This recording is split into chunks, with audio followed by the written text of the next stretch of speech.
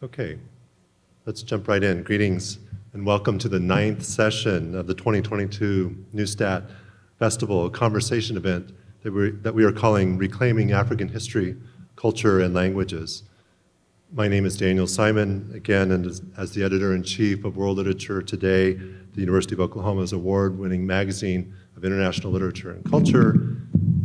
It is my great pleasure to welcome you here today, both in person and online. As part of this year's Lit Fest, in honor of Boubacar Boris Diop, the 27th laureate of the Neustadt International Prize for Literature, which WLT sponsors, it has been a great honor to have with us this week more than a dozen writers, translators, artists, and scholars to celebrate his life and work.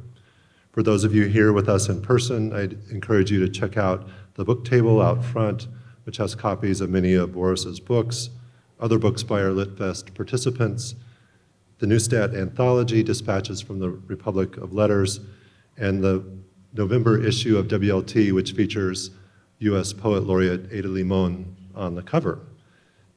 And there are other copies, back issues of WLT as well out there. Those books can also be found on our bookshop page, linked to neustadtprize.org.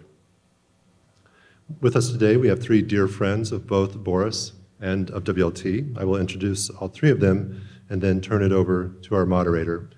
And I think we can get rid of the slide from the survey. If you were here for the film and haven't had a chance to fill out the survey, you can get the QR code from up above or fill out a paper survey. Otherwise, those should all be picked up at this point. Okay, thank you. Pat, could we take down the survey slide if you just have a second? I'd appreciate it.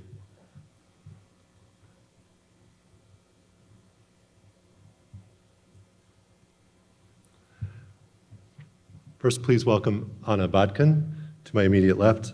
Anna was born in the Soviet Union and is a US citizen. Her brand new essay collection, Bright Unbearable Reality, which is also for sale out front. It's her 7th book and has been long listed for a National Book Award.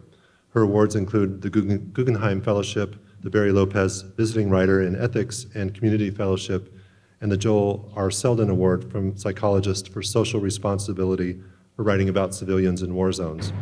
Anna is a consulting editor at Manua and a contributing editor at Nautilus. In the middle, we have Bala Saho, who is a historian of 19th and 20th century West African religious, legal, cultural, and social women's and gender history. Dr. Saho's book, Contours of Change, Muslim Courts, Women and Islamic Society in Colonial Bathurst, The Gambia, 1905 to 1965, was published in 2018. He is currently working on a second book titled Ritualizing the Womb, the peril of childless women in the Gambia, and is a colleague here on the history faculty at the University of Oklahoma. Finally, I'd like to introduce Boyana Coulibaly on your far right, who is the African Language Program Manager at Harvard University. Dr. Coulibaly has taught African Literary and Cultural Studies at several universities and has been a Fulbright recipient. She holds a PhD in African Studies from the University of Tours in France. Her work focuses on publishing in African languages and the promotion of African languages in education and the African public space. Dr. Coulibaly is the managing editor of Ejo Editions, a publishing house specializing in literature written in Wolof and other African national languages, founded by Boubacar Boris Diop. And I think we have some copies of Ejo Editions books up front as well, so please check those out. They're really beautiful to behold, and I hope you'll think about getting some before the end of the day. So thank you very much, and Anna, I will turn to you to start us off. Thank you so much. Thank you very much. Thank you, Daniel, for the introduction. Thank you all for being here. I wanted to start with a broad question about the title of this panel, which is Reclaiming African History, Culture, and Languages. And the question that many of you may want to ask is, well, so most of the African continent has been independent since the 60s, the 50s, occasional 70s. We're now in 2022. What are we reclaiming it from? So I would like to start maybe with you, Bala. Just talk very generally to us about what is this need, why are we still talking about reclaiming African culture, history, and languages 50 to 60, 70 almost years since independence?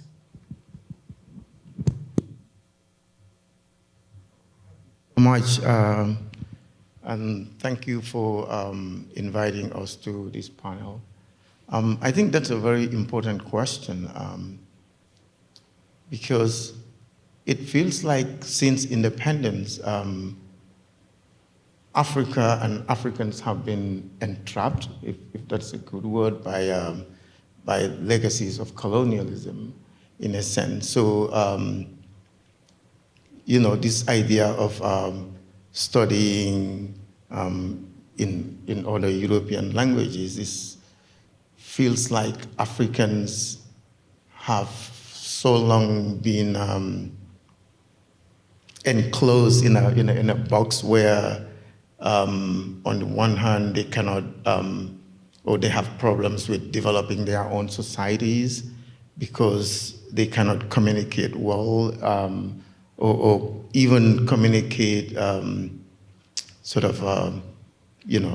should I say scientifically, because if you study somebody's language, it means you live that person's life, that person's culture, and the coming of independence in Africa, unfortunately, was sort of hijacked by an elite, some African elites who went to school first and they continued to come to power. So everything was defined and worked in their eyes or through their efforts. So they made sure that their kids went to some of the few good schools that existed in Africa. So they continued studying, European ways of life. So the whole continent in general, or the mass of the people, remain sort of voiceless, uneducated, and it makes it really, really difficult for Africa to advance. And I think that's why there is this need for reclaiming, African languages, so to speak, so they can be used more broadly and more effectively for national developments across the continent. So you said the elites sent their kids to the few good schools where they learned European curriculum. So that's even a telling sentence in itself, because what makes it so good if they're teaching European curriculum in that school, right? Bojana, maybe you can, I know that you know a lot about education, maybe you can talk to us about how do we translate that into reality? Yes, thank you. That's a great question. For me, reclaiming African history, cultures, languages, it's above all writing the history or writing Africa. And when it comes to education, of course, it is all linked. What hasn't been done is that written history of Africa, not because these are oral traditions or oral societies, because that's just another way of saying that they're not as developed as Western countries, which is, of course, not true.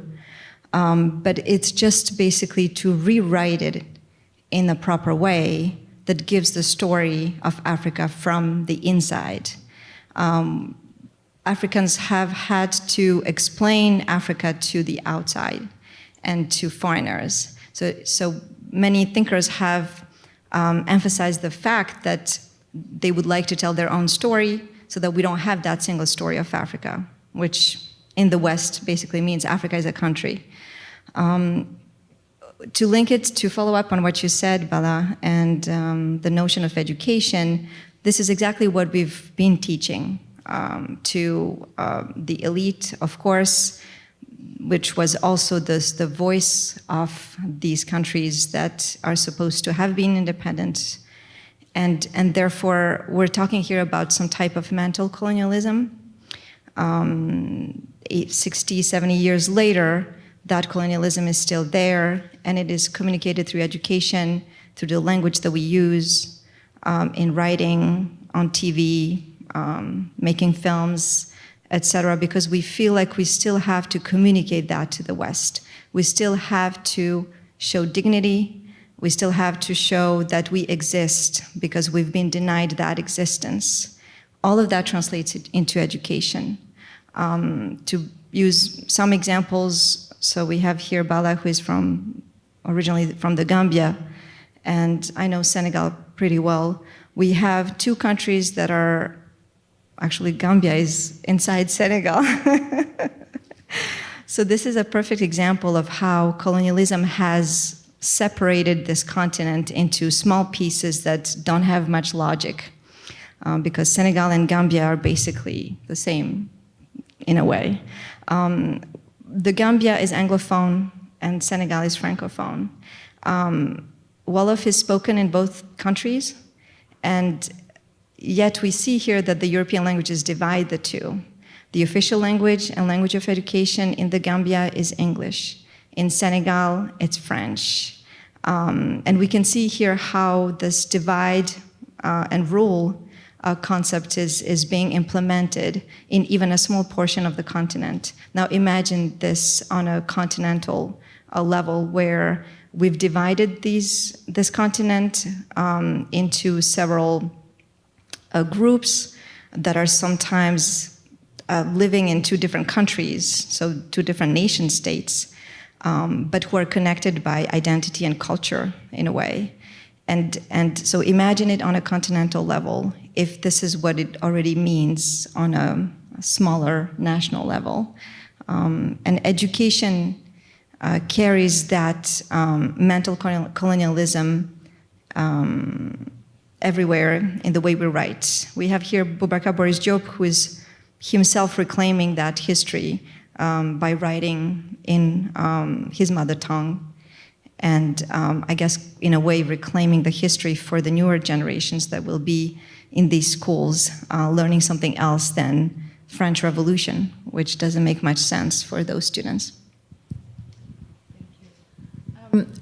How many here people in the audience are actually students at OU?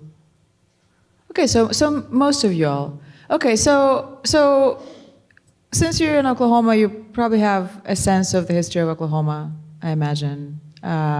You know that this was the state came out of what the United States government called the Indian Territories, which itself came from a continent that was Indian Territory.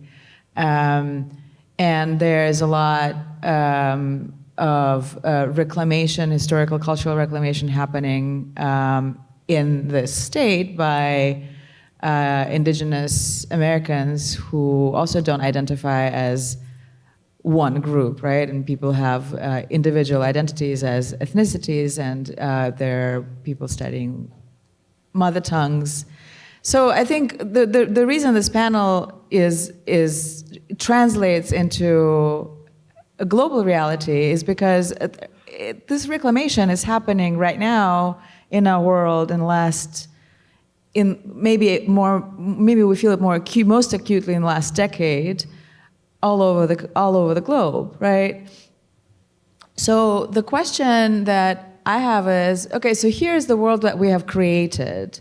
We have a world in which 50, 60, 70 years since the end of the nominal end of European colonial rule, we still have a continent where countries are governed very much in response to the colonial rule.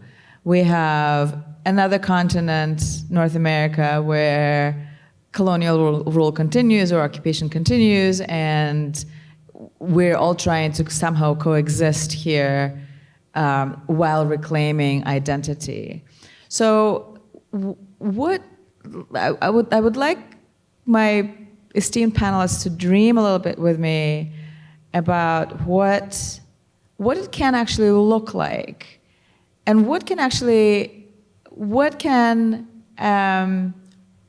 African identity, culture, language, history look like in this world that is so globalized, that is so controlled by financial powers that are, for the most part, outside of Africa, in a world where every single violation is felt most deeply in places that are the least privileged.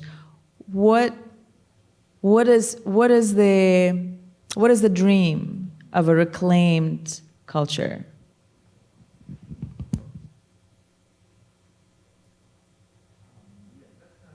So really interesting thought, because if you really look at the African continent, you have at least each country has maybe 5, 10, 15, up to 200 different ethnicities and languages. So I think that one thing that we can do is to sort of reimagine these relationships in a way that each of these ethnicities can be who they are, right? If, for example, if I'm Wolof, I can be Wolof at home, within my family. I can talk to my family and children and everybody else about this Wolof identity. But if I come out to the public space, right, which is the national space, then I need to conform to the whims and crises of everybody else, if that makes sense. So as a way to avoid some of the problems we have right now in the continent, or we have had in the past, like all this ethnic crisis going on, and all this quarrel amongst, you are this, you are that. But if we can find a way, for example, to all agree that once we are in the public space, then we are Senegalese, or we are Gambian, or we are Rwandan, or we are Tanzanian. But then our individual identities, we can hold on to that, because that's also important to teach us all of the traditions, cultures, and everything else. But a follow-up question to you, Bala, if you don't mind. But these national identities are also very often imposed by the decades or centuries of colonial rule. There is no such thing as Senegalese or Gambian pre-French colonization of West Africa. So can you tell me about what kind of compromises and kind of negotiations have to happen internally in the house and in the neighborhood and in the country in order to come to this duality of... Mm-hmm.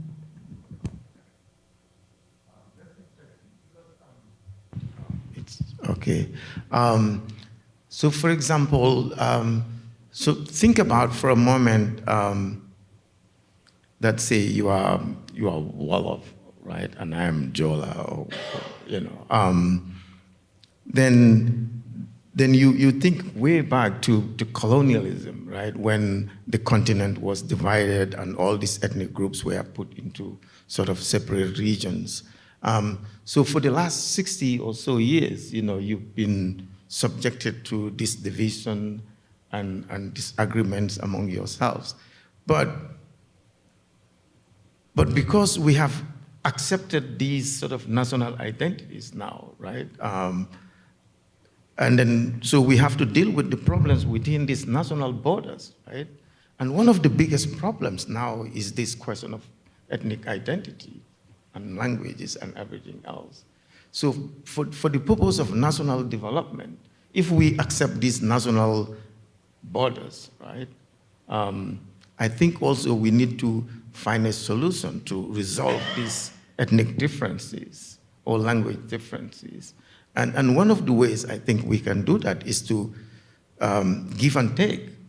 I know it's the biggest problem because, what in the first place, what created these national borders. But because we want to move forward too, right? We want to go to school. We want to have food on our table. We want to communicate, right? Because as a matter of fact, no one no one individual or one ethnicity can survive in this world that we live in today. So for the sake of that, I think, and because we accept these national borders, I think we should find a way to resolve these problems. And one of the ways to do this is to accept our individual identities, but also to, to accept these false national borders that is given to us. Because de-establishing the national borders will be even a bigger problem. And the continent will always live in endless problems, right? I don't know if I am making sense here, but as a question of how to avoid conflict, how to create harmony, harmonious relationships between ourselves, I think it's important to find a way out of all of this. I don't know what.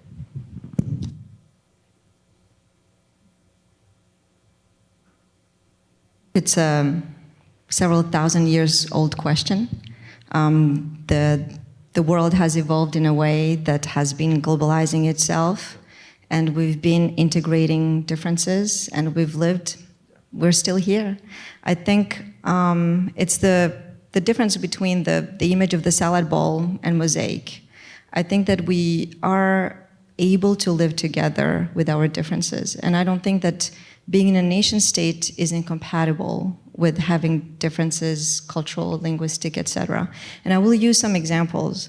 In the Edgeo Publishing House, we're working with a young woman who is fluent in Pular, which is what we call Fulani here. Her father is Wolof and her mother is Fulani. And she speaks at home both languages to each parent. Now, Wolof is the lingua franca, which is the language spoken by the majority of people. So having Wolof as the language that is used every day doesn't deny her the possibility and opportunity to speak in Pula with her mother. And on the contrary, it makes her a richer person. She's actually fluent in 4 languages, French, English, Pula, and Wolof. So I think that we tend to think, especially when we talk about the continent, we always talk about tribalism and all those things, but I think those are just ways, again, of denigrating African history, African identity.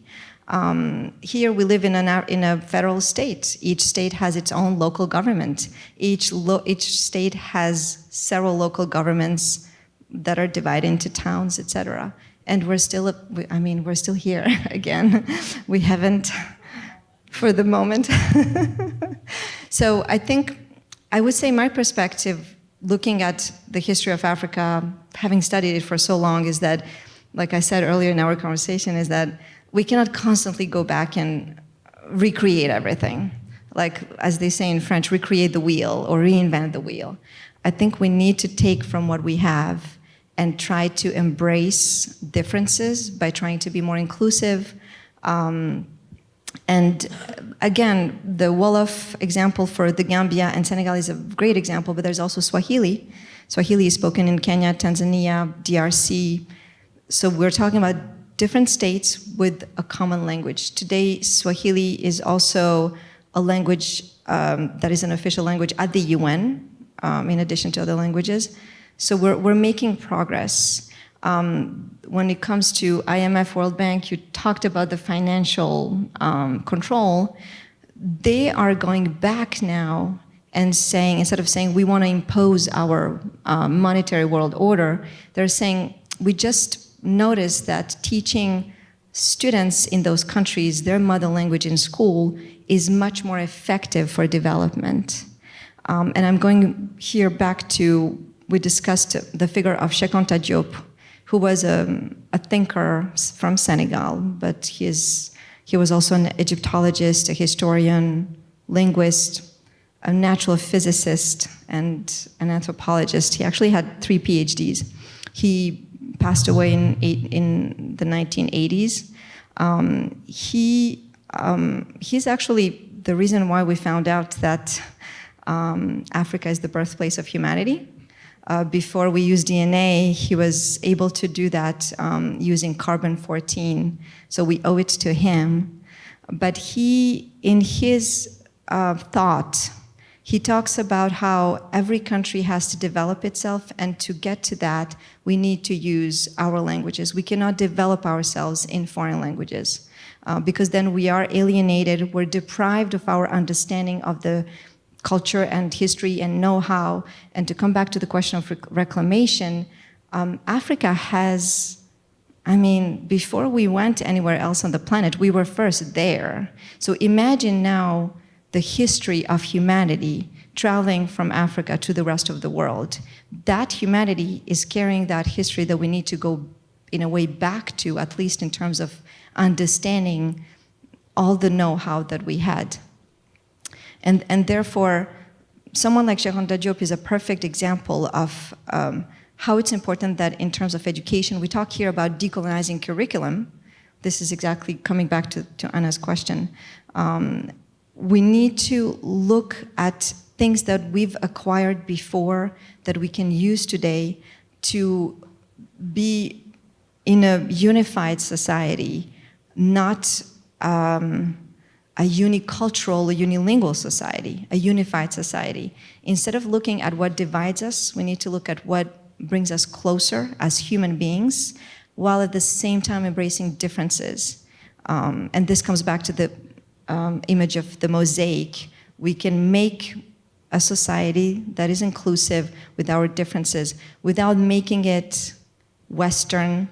I'm going to refer to Boris Diop's essay, Globalization and Negro African Identity, from the collection of essays called Africa Beyond the Mirror, in which he talks about globalization that should not be Westernization, that we need to embrace everybody's culture and everybody's identity, like Marie, who was talking about her Haitian identity and connecting it to Senegal. We have many examples. Aimé Césaire in Martinique, he also talks about when he went to Senegal and he felt like this was his homeland. It felt like he was his grandmother, and those are the kind of connections that we need to make to actually rediscover ourselves wherever we live on the planet. Thank you. Please, Bella. Sorry, I think that's a really good comment, but I also want to believe that culture is not always inanimate. You know, it's not always because I was born Wolof, so I'm Wolof. I personally, I don't think that's, I don't want to believe that most of the time, because culture also can be what you live, right? If I was born in the Gambia, but all my life I lived in the US or in China, eventually, you know, my way of thinking, my way of seeing the world, you know, significantly shifted, you know, to that part of the continent. So I think that's why it's important for us, for so many, or for us in Africa, sort of to maybe, you know, reimagine these relationships in a much more concrete way that can facilitate, this reclaiming, you know, if that makes sense. It does make sense, but it leads me to a follow-up question. Given that the nature of the quality of life, expectations of quality of life, and comforts on the African continent today are largely dictated by powers outside of Africa, by powers that reside in temperate climates, and by powers that are mostly white and continue to be infected with racism.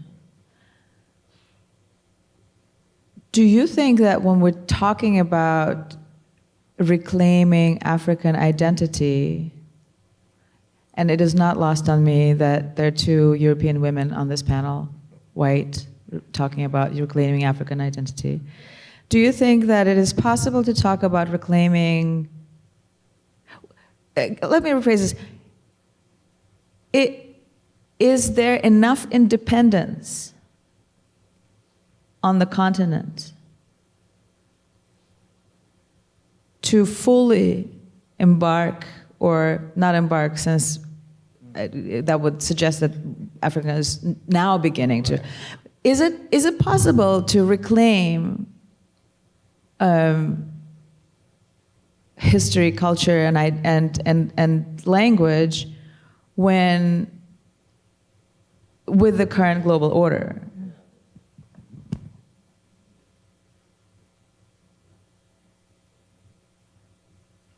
Hello? Okay. So I will take the example of Rwanda, since we have an author who was just awarded a prize thanks to the novel, the publishing of the novel, Murambi, the Book of Bones. Rwanda has started 20 years ago after the genocide. It has been depleted of human beings, manpower, women power, money. Since the genociders have taken everything away, their evacuation was facilitated by the French army with the Turquoise mission. They've evacuated hundreds of thousands of murderers and assassins who have committed genocide, and who have taken weapons and material means. So Rwanda has started from scratch, from ashes. 28 years later, I invite all of you to go to Rwanda. There's a lot of misinformation. Please go there, and then you can have an opinion after that. It's like what we tell to the kids: try the carrot before you say you don't like it. We just have to see how they have decided to take their destiny into their hands. And no one helped them in that process. When the genocide was taking place, the UN wasn't there, they left. No one was there to listen to them, and 1 million people were killed in 100 days, 10,000 people per day, killed sometimes by same members of family. And so no one was there to help them, and ever since we've been even making it hard for them, because we continue to deny the genocide. We continue to give platform to those who are propagating hate speech, who were actually responsible themselves, because it's a society that basically has to put on trial hundreds and thousands of people. We would need several hundreds of years to be able to prosecute every single genocider. And yet they're able to develop themselves. Today, Rwanda is leading the Commonwealth, is leading the Francophonie. Their young people are going all over the world to learn technology and other, healthcare and other types of know-how, bringing it back home. It's a society that is implementing some type of collective consciousness. And after the tragedy they've experienced, I guess they were pushed to that understanding of they can only count on themselves to develop and to be self-determined in a way. And when we see Rwandans today, they're not, crying and being miserable. They're positive people who are really rebuilding their society. So I think it's possible, but I think that there needs to be a mental shift. And that mental shift has to be bringing down to the notion of decolonizing itself mentally. We talked about this when we were in Senegal. If you remember, so Anna and I, we were discussing with Senegalese students, and we remember both of us were listening to graduate students who were saying, France and the US, and they're doing all of this to us. And I remember your comment, you're like, let me take care of that, Anna, I can take care of criticizing my own government and my own country. You take care of your own issues at home. And so I was telling the students, just make sure when tomorrow you get to power, not to reproduce the same mistakes, because those people in power today were sitting right there where you are sitting now. And that was, I remember them being very relating to that, yeah. Well, I actually remember slightly differently. I remember them saying the US needs to stop X or do X, and France needs to stop doing this or start doing this. And I remember saying, memory is a tricky thing. And I remember saying they will never stop. You can't wait for them to stop. But the thing is, even as you speak about Rwanda, Rwanda is situated in that belt, geographical belt, that within 70 years possibly will be unlivable as a result of what we're doing here, including in Oklahoma, right? The way we're treating the planet. Again, it's like, I sometimes feel that not including climate change in the conversation about anything and any kind of future is sort of like, partying on the Titanic, really. So I don't know if anybody here is old enough to get the reference, but how can we talk about independence without addressing the fact that the very, very basic idea of place, the physical continent, is under direct threat by the Eurocentric, white-led, temperate climate powers who are creating an unlivable planet. So I'm going to keep pushing you guys until you tell me to stop. Somebody has to tell me to stop, by the way, when the clock is. So just 30 seconds, just to follow up on that. Yes, I think that's what the student said, in fact, and then that's when you said, let me manage the criticizing the U.S. exactly what you just did about the environment and how they're doing this. I think just quickly, 30 seconds. If we take the Rwanda, to come back to the example, today, because Rwanda is self-determined, the French have come back and said, we are sorry, we were complicit in this genocide. Can we come back and speak as, human beings and be more in an equal relationship rather than we are the former colonizer and you are still under our might? Today, the French are going in a little more respectful way when they negotiate with Kagame. And the president, is not putting his head down when he's discussing with them. And therefore, he can go at the UN and have his say. He can say, I want to vote for this resolution. We want these resolutions in favor of protection of environment to be implemented. So to come back to the independence, once you're an independent country and you're being respected as such, then your voice is echoing a little more.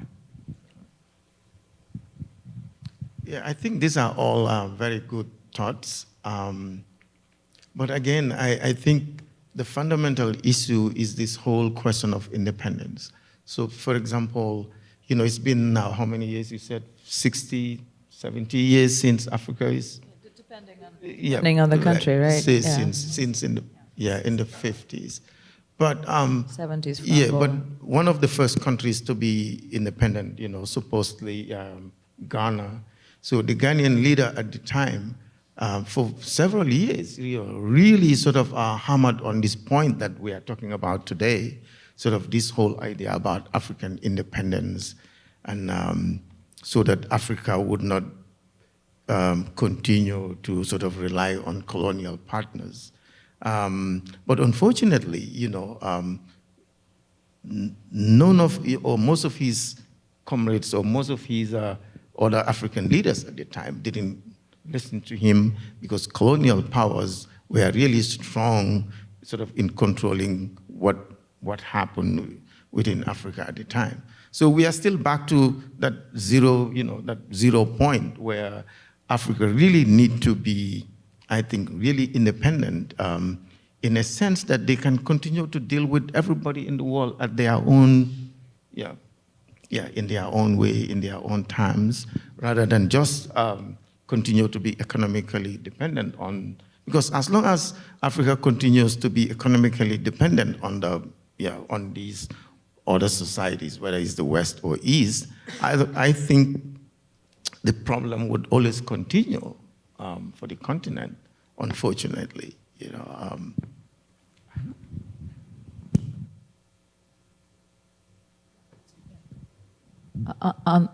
you want to add? No? On this joyful note, what do you all have to ask or say about this conversation? Do we have a mic for the audience? Thank you, Daniel.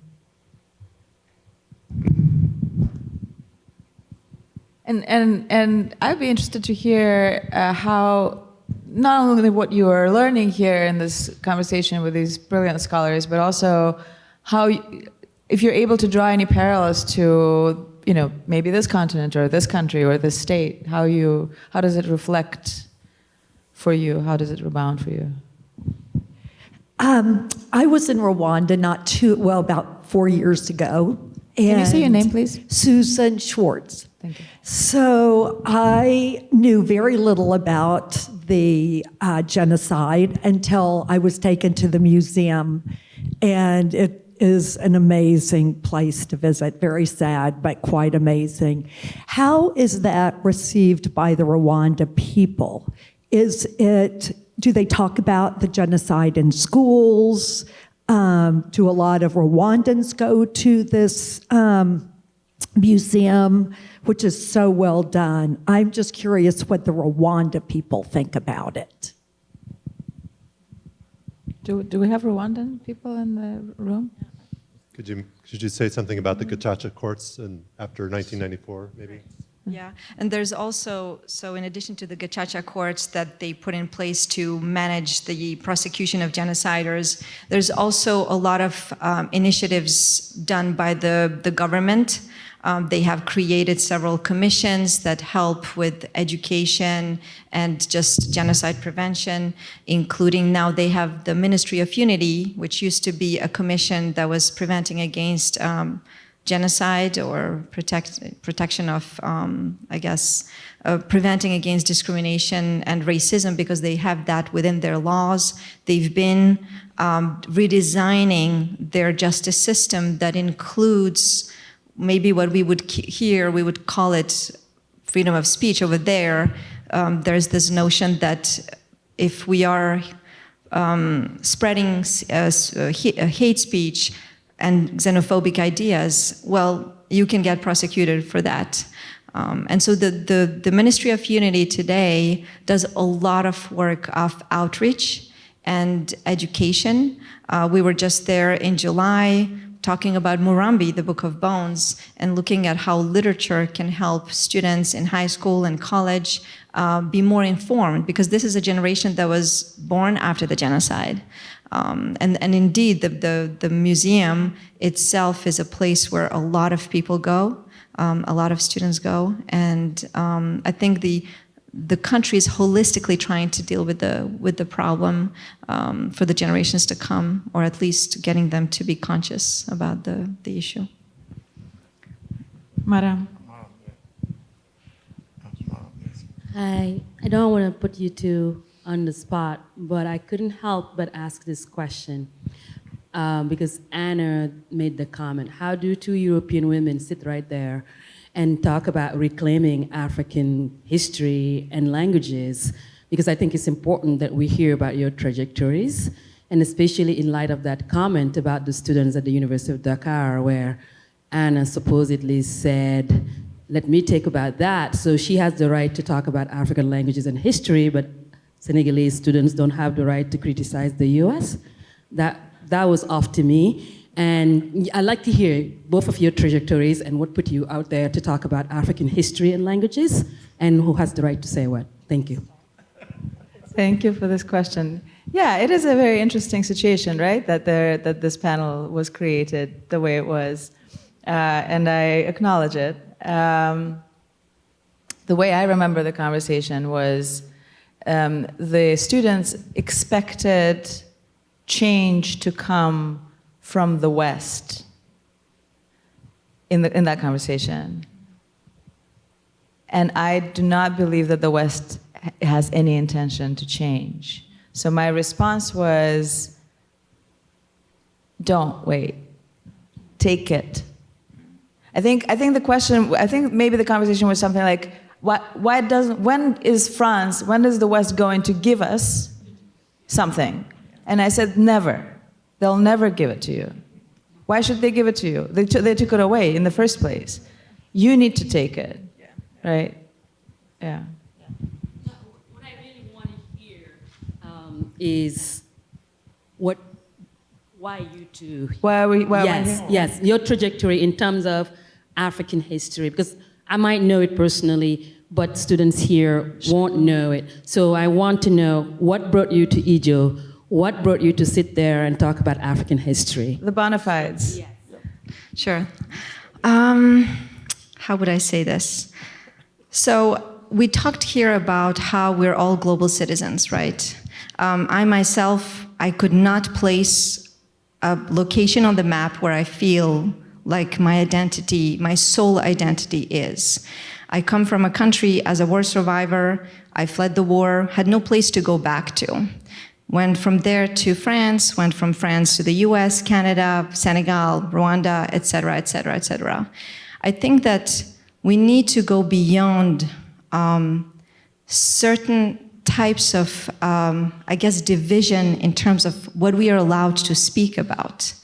I would always say to you as a sister is you don't want to be alone to be dealing with the issues that you're dealing with. You want to be with another sister who will be there to hug you and tell you, I'm here with you to fight, to fight against those issues that you're fighting against. It's what Boris Diop was talking about 2 days ago when someone asked, it was on the panel where you were, someone asked about this question of appropriation. Why should a Senegalese talk about the Rwandan genocide, right? And I think that me being here is also speaking on behalf or speaking with the wretched of the earth. Because at some point, we could all be the wretched of the earth. And maybe the question of race is in a way, in addition to this issue of being people that are oppressed around the world. And so I think that the way that the panel is here was not necessarily our decision, but why are we here? Why are we doing what we're doing? Because I think there needs to be more of this international solidarity. That is not my question, though. It's not about questioning the validity of you being here. I'm talking about your trajectory. What brought you to African languages, for example? That's what I'm asking. It's definitely not questioning your qualifications, because I know what they are. Right. So my point is, we need to know the step that people took to arrive where they are. That's what I want to know. So I'm going to try to not talk about myself too much, but one day when we have time, we'll have lunch and I'll be more specific. When I started learning African studies, I read Chinua Achebe, Things Fall Apart. That's the start. And I realized that I knew nothing about the African continent, although I lived in a country, France, where I did my entire education with a fifth constitution of the Fifth Republic of France, which was written by a Senegalese man that we never learned about in school, Senghor. I realized that basically this notion of decolonizing curriculum, I had to do that by myself in France. And because I also come from a country that experienced a tragedy, a genocide, etc., a war, I felt like it was up to me to reclaim whatever history I had to reclaim. Once I started working on Africa and being interested in African literature, which I found very telling to me because of the commitment aspect of it, or at least the social commentary of African literature, the oppressed, etc., it's just a trajectory that became more natural to me that led me to Boris Diop, So he should be the one to blame for my interest in African languages, etc. Because I understand it. I also come from a society that had an oral tradition. My grandmother was a storyteller. She never went to school. And I would listen to her telling stories like Boris's mom used to do. So I feel like the connection is there, and that's what led me here.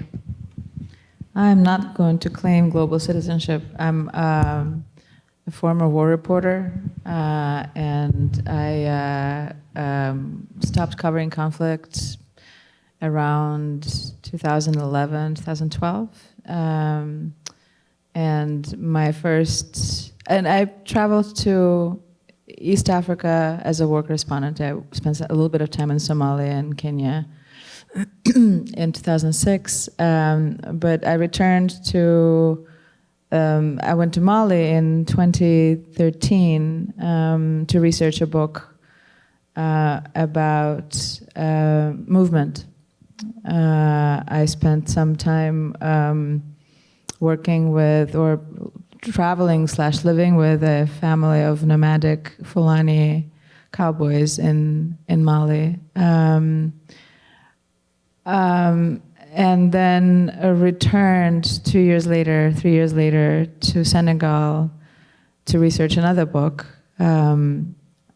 nominally about fishing, but really I was interested in learning about borders and in every aspect of what a border is, a boundary, of an ethical boundary or physical boundary. And I figured that I could learn about boundaries and borders from people who cross the border between the solid, the terra firma, and the ineffable, the ocean, on a daily basis. So I basically hired myself out on as a decky on fishing boats, fishing pirogues in Joal. I am here on this panel not as an expert in Africa. I am not an expert in Africa. I actually am not an expert at all. I'm a writer and a colleague of Boris and a friend, or at least I hope to consider myself a friend of Boris. I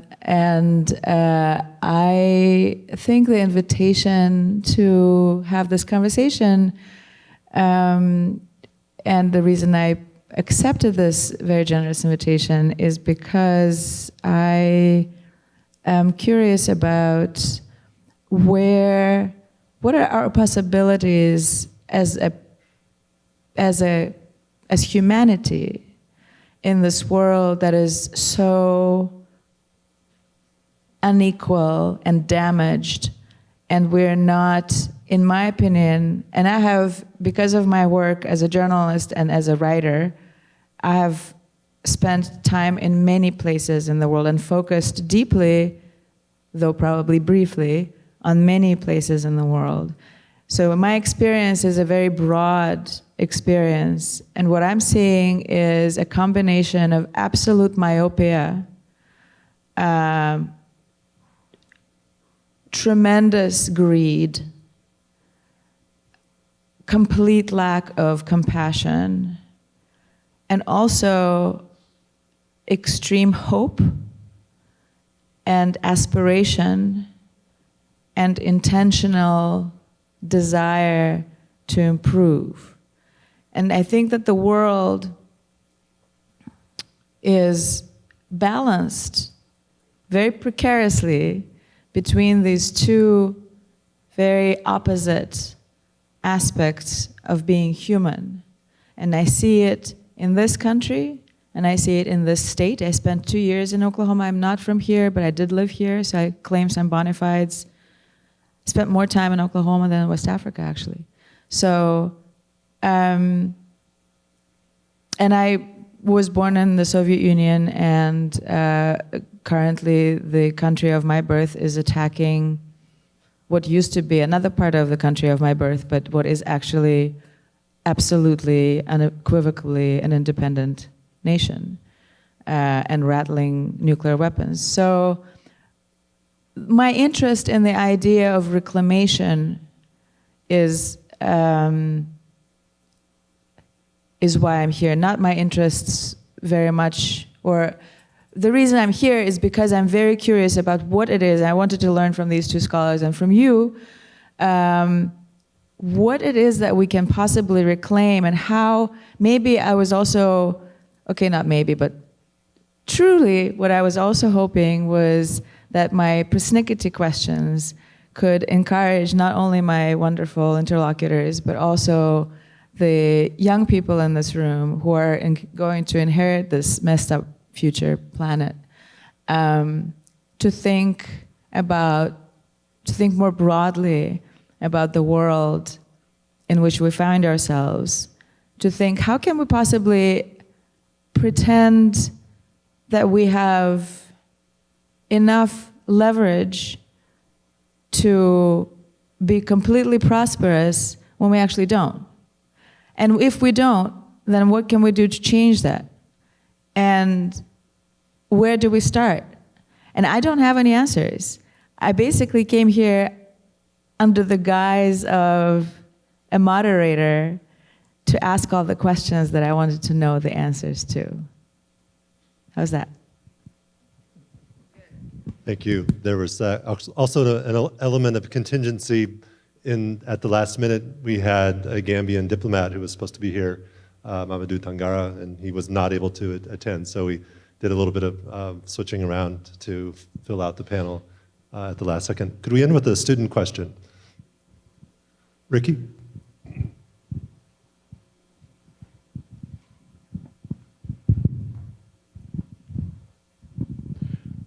Yeah. So towards the beginning, you were talking about how like undoing the idea that Africa is a continent like has a big part to play in reclaiming African history. And my question is, when you think about the diaspora, a lot of like relocated African descendants have the African title attached to where they live. So like African American, for example, but is there a way to redefine diaspora identities in a way that would kind of aid this idea of reclaiming African history?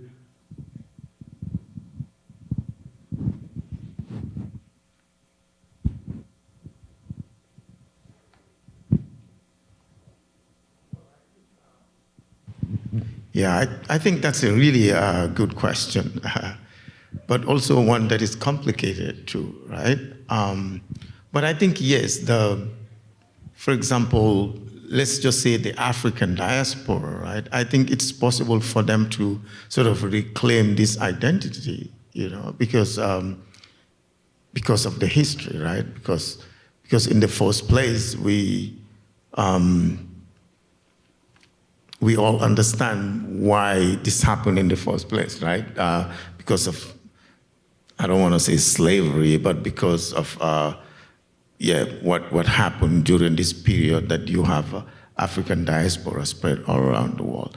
And I think, reclaiming this does not necessarily mean that we can all be transported back to Africa, but wherever we are, I think we can reclaim this identity and position ourselves in advantageous positions or where we want to be.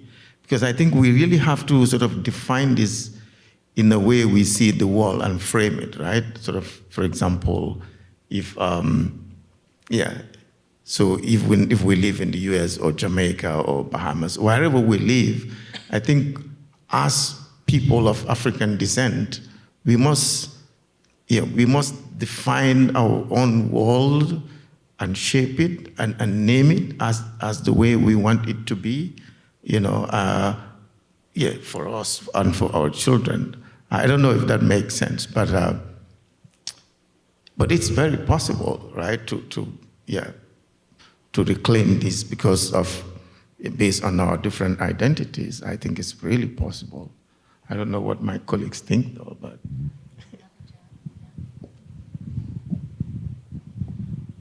Answer the question? Ricky, did you have a follow-up question or any?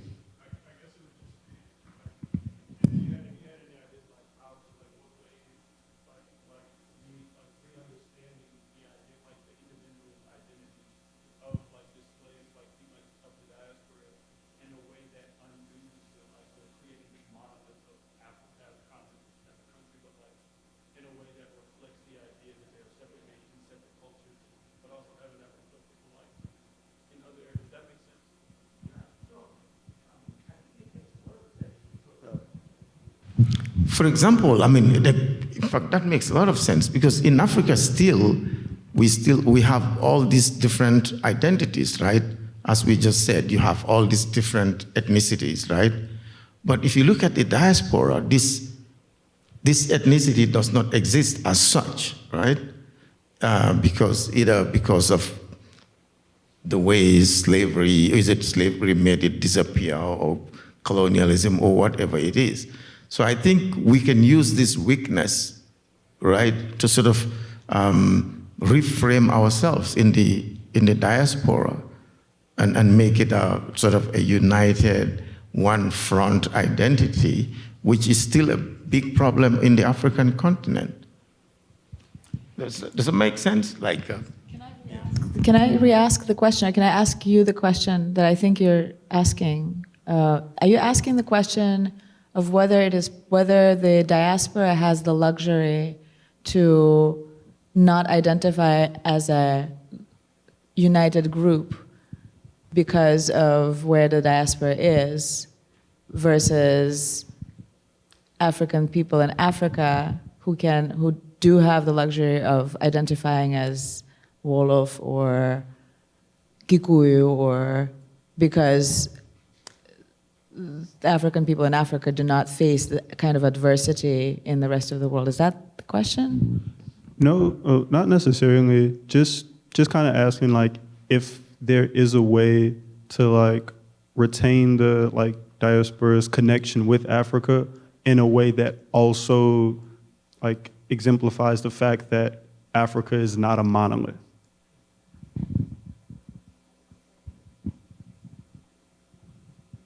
Perfect example here of how arts and performance can redefine individual identities or proper identities. I think that that's a way to go. Using arts, using your education, innovation. How do you define yourself as outside of that monolith of definition of being an individual of African descent? It is up to you, and this goes back to the conversation we had, it is up to you to define who you are and what you're hoping for and what your future is. Okay, well, on that note, I think we'll anticipate our next event. Maki Madiba Silla, a Senegalese filmmaker, will be talking about that very topic, the art that he uses to help promote his vision of the world. So we will be back here in just a little bit, 2:30. We'll restart with that panel with Dr. Madam Guy, Maki Madiba Silla. For now, let's thank our panelists, Boyana Kulibali, Bala Saho, Anna Batkan, and we'll see you again very soon.